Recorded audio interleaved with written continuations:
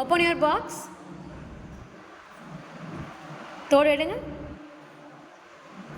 எடுத்து காதில் போடுங்க. அழகா ஸ்மைல் பண்ணிட்டு அடுத்தது எடுங்க. குட். மிரரில் கரெக்டாக இருக்கான்னு செக் பண்ணிக்கோ. கண்ணாடி பார்த்து செக் பண்ணிக்கோ.